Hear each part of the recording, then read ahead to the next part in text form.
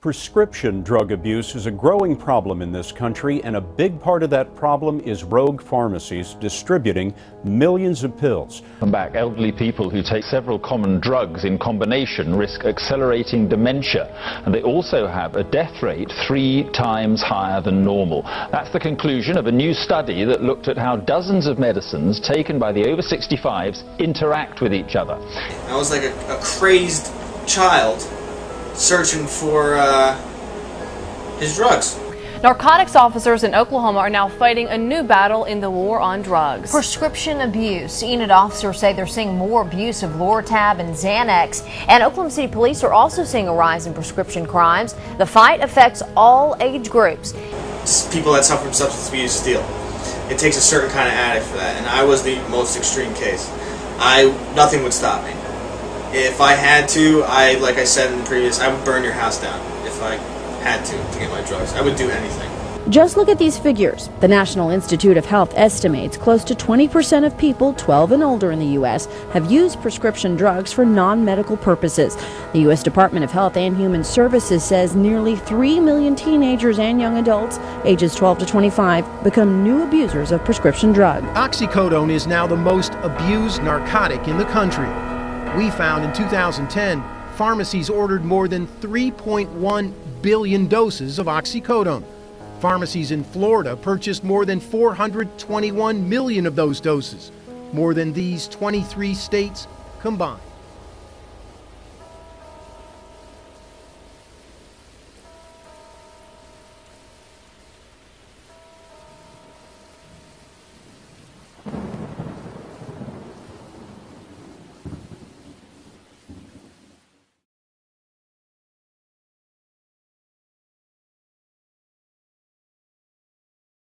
I have abused prescription drugs before.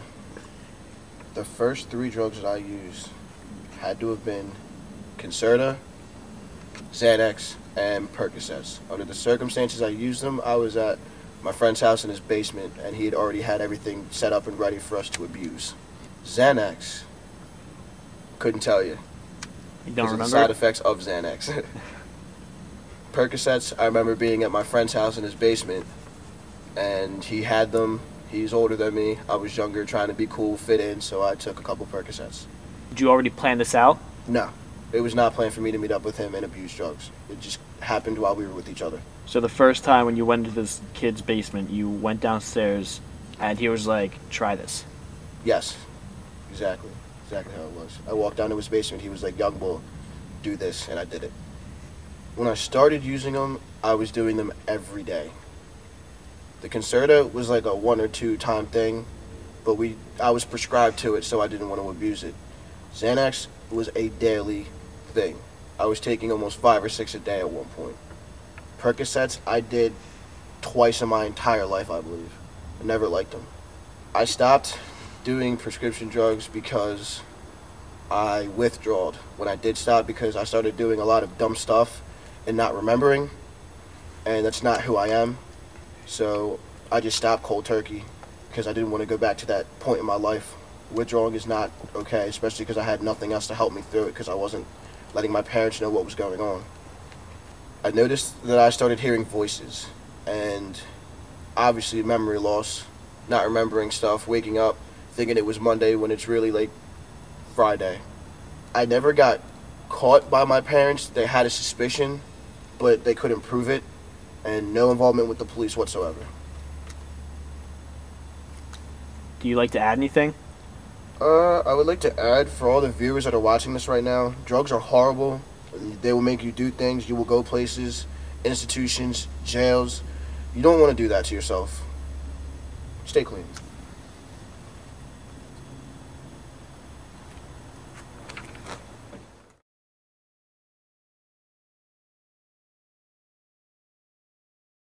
Are you prescribed to any drugs? Yes, I take a number of prescription drugs. I take an asthma inhaler, I take Oxycontin, Klonopin, an antidepressant, among other drugs. I was diagnosed with asthma in 1990, so I've been on most of these drugs since then.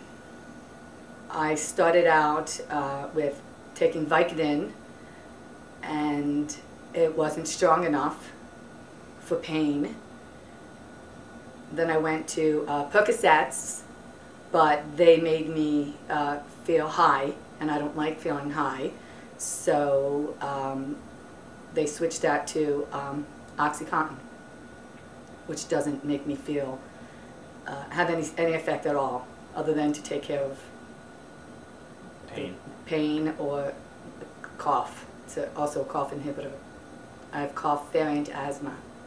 So I cough a lot and I break or fracture ribs, which is how we found out about this, because I broke a rib, went to the hospital, and they, believe it or not, were out of Vicodin and gave me OxyContin. And found out within 10 minutes that I stopped coughing.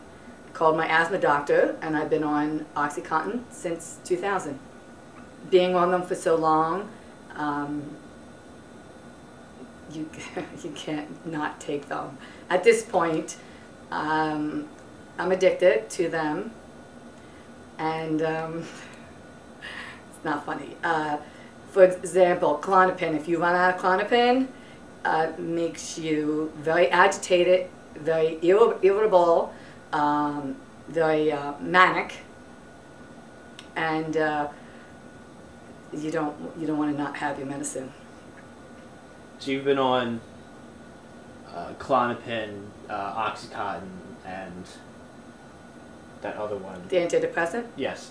You've been on those three for about 20 years, so to say? Well, the antidepressants come and go depending upon what's going on in my life, but the OxyContin and the Klonopin, yes, I've been on for over 20 years. And the dose just keeps increasing because you do build up a tolerance for the medication. I was diagnosed with reflux, cough variant asthma, and postnasal drip. So I cough. Well, most people who have asthma wheeze, I cough. And I cough so violently that I break ribs, fracture ribs. So I take the inhaler, which makes me cough more, and then I take the cough inhibitor, which is the OxyContin, and another one called Tessalon Pearls, along with nasal sprays, steroid nasal sprays to dry up my sinuses, and Nexium for reflux. The longer you take any drug, the less effective it is in your system. In fact, I have pending surgery, and the doctor's concerned with the level of pain management that he can provide for me because of how much OxyContin I do take. And would you like to add anything else? It's a slippery slope to take any kind of narcotics. And if it wasn't for the fact that I've broken over 25 ribs, I would definitely not be taking it. I also have restless legs syndrome, so it helps deaden the nerve endings so that I can sleep. Otherwise, I don't sleep. So it's a cautionary tale. Any kind of drugs that you take, there's always side effects to everything that you take.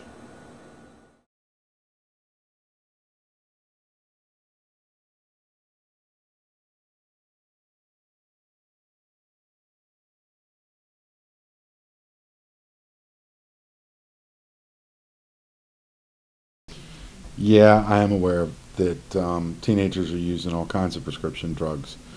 I think it's partially because they're overprescribed to begin with. You go to the hospital, oh, this hurts, that hurts. They give you some Percocet or whatever, make you feel better, and away you go.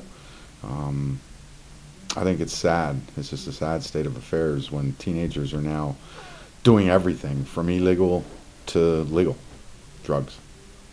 Every now and then you'll hear a push for let's get healthy medicine out there. You know, people need to work out, people need to do this, that, or the other.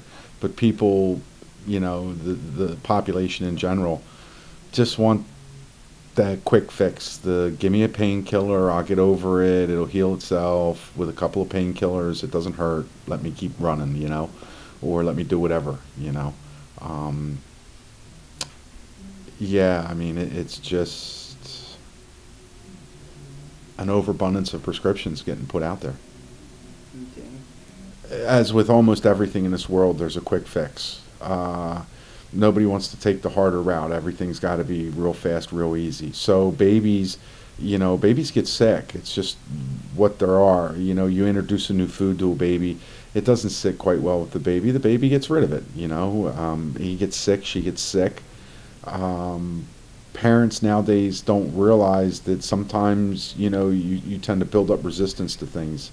So parents don't realize that, okay, you fed that to your baby, the baby got sick, it's too early, take it away, try another food, you know, and reintroduce that one again later. No, they run to the doctor, my baby got sick, what should I do? Well, how often is your baby getting sick? Well, every time I do it.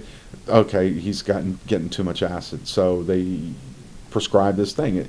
It's the same problem as we had with antibiotics. Antibiotics became so overprescribed that diseases started, you know, genetically altering themselves to make things worse. Now you have diseases out there that are resistant to antibiotics, you know, because of the overprescription of them. Oh, it's the next great thing, an antibiotic. It'll keep you healthier longer, and this, that, and the other. Same thing's going to happen with babies. I mean, you have more allergies now with children than you've ever had, you know, or at least that I know of. You know, you talk to almost any young mother out there, their kid's allergic to this, that, or something else.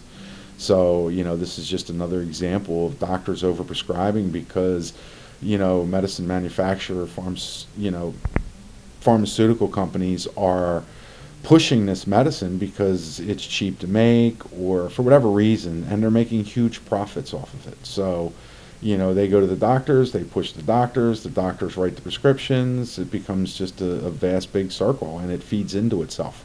You know, now you have a mother that thinks, oh my God, my baby threw up, there must be something wrong, I'm going to have to ask the doctor the next time I go in for a pediatric checkup. You know, so she asks the doctor says, okay, here's the prescription, good to go.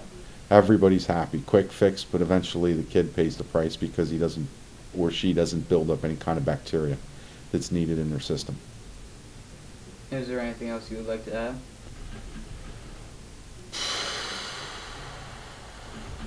I mean, the whole idea of illegal and legal drugs it's such an extreme business. It really is. The idea of you know, putting the drug pushers out of business, it's never going to happen.